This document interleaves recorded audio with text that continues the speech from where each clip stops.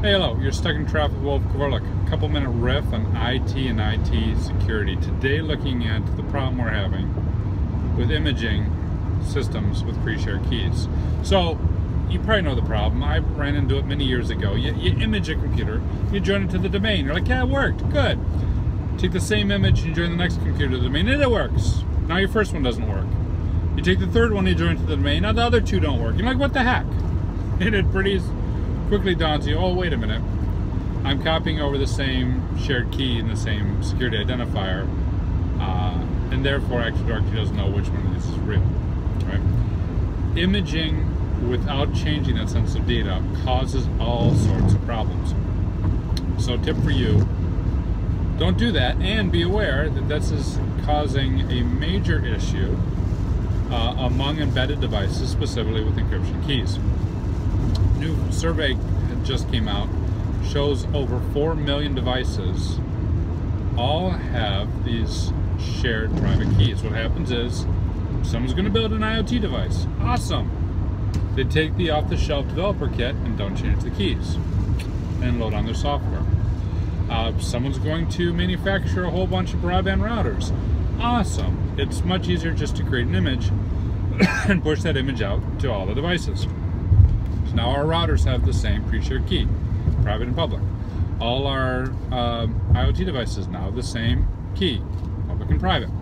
You take one of the, I don't know, fridge, right?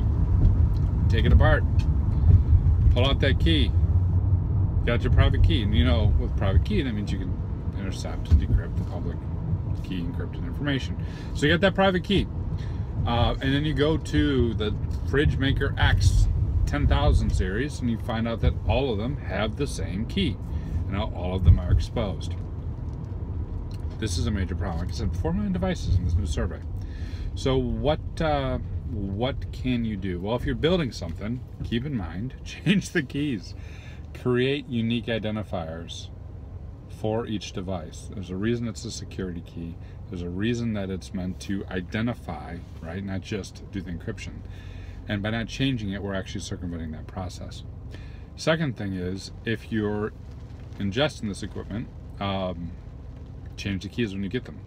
Now this is easier said than done in the consumer space, because the Fridge 9000 does not have an interface built in to change that key. This is oftentimes the case in the consumer world.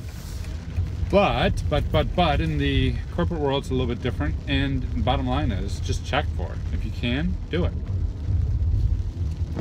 So, not always easy to do, but a huge security gap.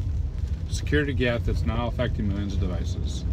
And a control that you can check into by checking the keys on the devices you purchase, and ensuring that if you're producing devices, you're taking this into consideration.